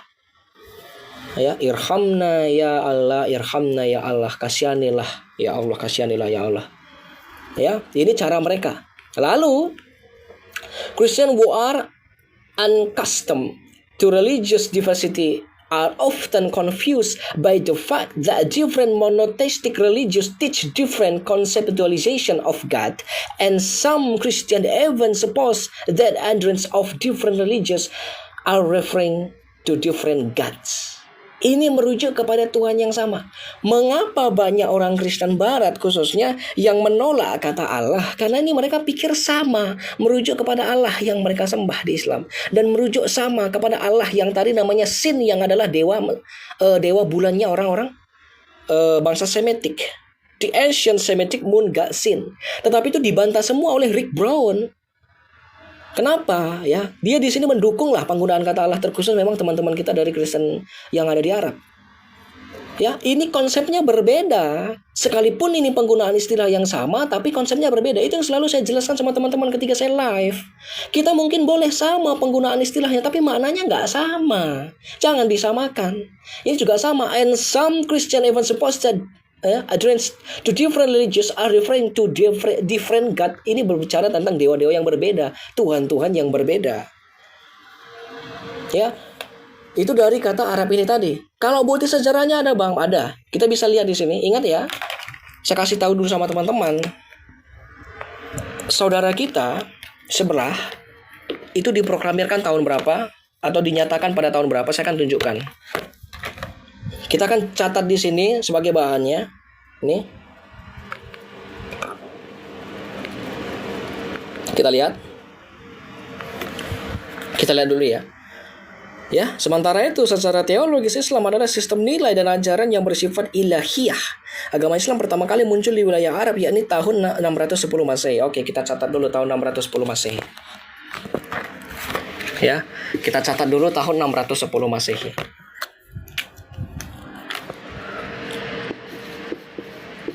Oke, ini mereka ya. Tahun 610 Masehi baru muncul. Ya. Kalau ada yang mengatakan mereka sudah ada sejak zaman Nabi Adam, terserah, itu teologi. Saya nggak berbicara tentang teologi, saya berbicara tentang historical. Oke, sekarang saya akan tunjukkan sebuah dokumen. Ya. Perhatikan di sini. Ini ada namanya prasasti Zabat atau Zabad Inscription. Apa itu prasasti Zabat? Prasasti Zabat adalah sebuah prasasti Kristen pra-Islam yang memuat kata Allah. Ya. Sebenarnya bukan Allah ya, Al-Ilah sebenarnya, bukan alif lam lam ha. Prasasti ini bertanggal 512. sebelum lahirnya agama Islam. Ditemukan di Zebat Suriah Selatan Aleppo. Dalam prasasti tersebut terdapat lambang salib di bagian tengah ditulis dalam 3 bahasa, yaitu Yunani, Syriah, dan Arab. Ditemukan pada ambang pintu tempat pemakaman Santo Serge, seorang prajurit Romawi yang akhirnya menjadi martir. Di mana kata Allah di sini sebenarnya? Nah, ini sebenarnya bukan Allah ya, Al-Ilah sebenarnya ya. Nah, ini dari kata ilah dulu kita ambil dari tahun 512. Kita catat. Yang dia pakai kata al-ilah, ini Kristen ya, ini saudara kita Islam, itu pada tahun 512 Masehi. Oke, kita catat dulu yang al-ilah. Oke. Dan ini apakah sudah benar orang Kristen, Bang? Sudah pasti. Ya, teman-teman perhatikan di sini salibnya udah jelas. Dan ini di makam orang Kristen, namanya Santo Serge. Orang Islam itu nggak kenal yang namanya Santo Santa, nggak kenal mereka. Ya. Lalu, kalimat bahasa Arab dan inskripsi tersebut dimulai dengan ucapan Bismil al-Ilah. Lengkapnya adalah Bismil al-Ilah Sergius bar Ahmad Manaf Wahani Barmal al-Qais Sergius bar Sa'ad Wastirwa Surayah.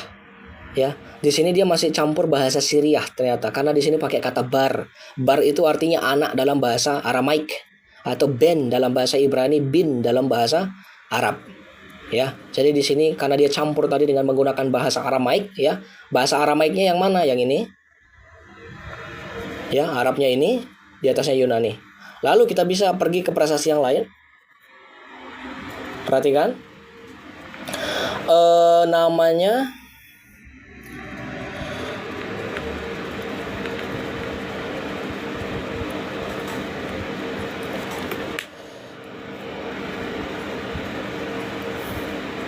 sebentar ya.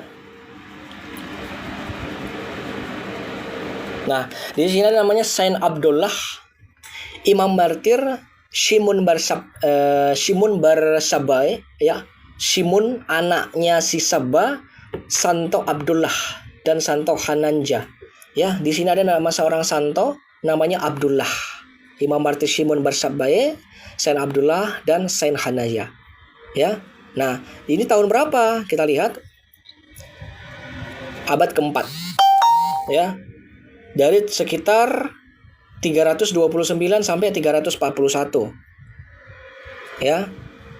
Nah, berarti kita catat dulu di sini Uskup Abdullah, ya.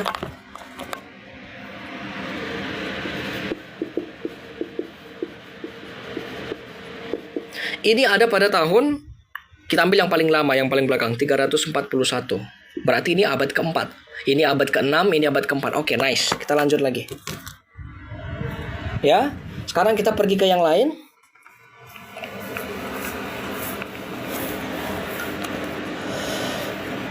Kita pergi ke inskripsi Ummul Al-Zimal. Ini yang sering dibawa sama Dr. Bambang Nursena. Sebentar ya. Aduh Tuhan, kasihanilah. Sinyalku ini hancur sekali ya.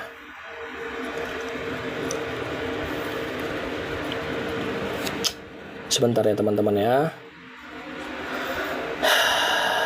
Ada-ada aja sih. Ada-ada aja.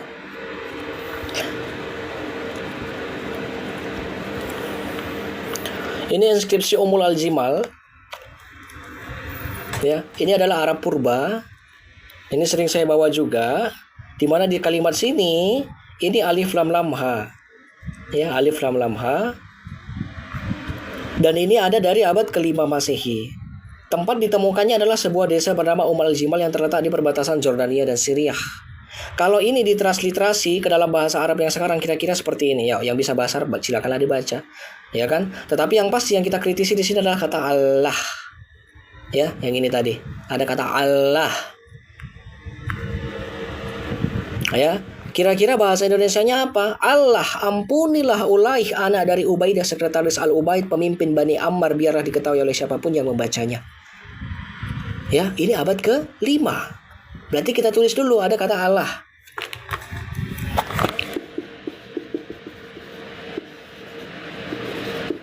Ya. Nih. Lalu saya akan tunjukkan lagi yang ini. Satu data lagi.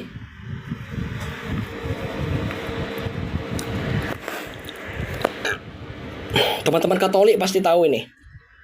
Teman-teman Katolik ini menyebutnya dengan sebutan nama Santo Aretas. Kalau kita di Kristen itu nyebutnya Santo Abdullah. Ya, nama asli dia Abdullah. Di barat dikenal dengan sebutan Santo Aretas. Namanya adalah Abdullah ibnu Ka'ab, santo dari Bani Al-Harith. Ya, dia adalah santo dari Bani Al-Harith. Namanya Abdullah, anak si Ka'ab. Ya, siapakah dia Santo Abdullah ini tadi? Dia adalah pemimpin umat Kristen Arab di Najran. Ini di daerah Arab ya. Memimpin umat Kristen Arab. Santo Abdullah ini uskup ya, jabatannya uskup. Makanya dia disebut pemimpin di sini. Di Najran yang dibantai bersama sekitar 4.000 orang Kristen Arab. Martir dia, saudara, martir. Ya.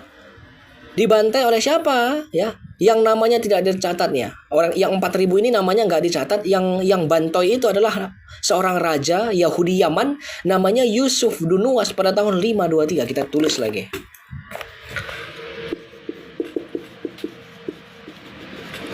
Pada tahun 523 Masehi. Ya. Ini adalah Kristen. Dan kita lihat tahun-tahunnya, abad-abadnya semua di bawah 610 Masehi, betul? Yang paling mendekati itu kata Al-Ilah. Yang ini berasal dari abad ke-6. Sedangkan ini punyanya mereka, itu baru ada nanti di abad ke-7. Ada jarak 1 abad, saudara. Ya, jaraknya 1 abad. Silakan teman-teman pikir sendiri. Yang mana kalau kita mau fair-fairan ya kan? Kalau mereka mengatakan kita mencuri, apakah orang Kristen dulu sudah punya pintu kemana saja, punya Doraemon? Apakah mungkin Santo Abdullah itu pinjam pintu Doraemon? Pintu kemana saja? Bawa saya ke tahun 610. Lalu pulang kembali ke abad 4. Lalu ditulis nama Allah. Ini hanya problem bahasa. Karena Abdullah adalah orang Kristen di Syria. Pakai bahasa Arab. Jadi jadi teman-teman Islam ini maksudnya orang Arab pakai bahasa apa? Bahasa Jepang. Nggak mungkin yang menyebut Allah itu Amaterasu, kan nggak mungkin. Karena itu adalah dewa mataharinya Jepang. Ya, saya punya banyak data lagi tentang kata Allah ini. Ini aja dulu coba. Yang ini aja dulu deh, teman-teman Islam silakan. Makanya selalu saya katakan, tunjukkan sama saya data sejarah loh ya. Kalau cerita doang mah saya nggak percaya. Saya maunya sejarah. Data sejarah yang mengatakan Allah itu pertama kali digunakan oleh Islam dan memang hanya merujuk kepada Islam. Ini permintaan saya. Sampai hari ini nggak ada yang bisa jawab. Saya tanya waktu itu datang si Zuma di bawah komal saya, komentar-komentar dari bawah gak jelas-jelas. Saya tanya ini, dia hujat-hujat saya. Sama juga sama si Ardiansah datang ke komal ini. Di bawah cuman ngomong, oh bocil nggak paham apa-apa. Kalau nggak paham apa-apa, kok nggak berani dijawab? Ini larinya serang fisik. Luar biasa sekali. Ya, aneh ya teman-teman ya. Aneh. Buat anakmu benar. Thank you. Brother Christian ini. Oke ya. Udah paham teman-teman? Masih takutkah kamu orang Kristen pakai kata Allah? Justru kamu harus bangga kamu pakai kata Allah. Karena secara tidak langsung kamu mempertahankan nilai sejarah orang Kristen yang sejak dahulu sudah ada. Ya. Satu pun tidak ada data sejarah yang mengatakan kata Allah pertama kali digunakan oleh Islam dan hanya merujuk kepada Tuhannya Islam. Never and ever. Tidak akan pernah sampai kiamat nanti. Gak ada, saudara. Oke ya, seperti itu ya. Berhubung ini sudah jam 9 dan saya juga harus ada pengajaran via telepon nanti ya. Saya harus mengajar jam 9. Kita sudahi dulu ya teman-teman ya. Tapi saya harap apapun yang saya ajarkan di sini bisa menjadi bahan perenungan sama teman-teman. Intinya jangan langsung percaya sama saya. Mana tahu saya mendoktrin teman-teman. Lalu saya tekankan sama teman-teman, jangan percayaan sama saya. Mana tahu saya ini sedang mencobai teman-teman.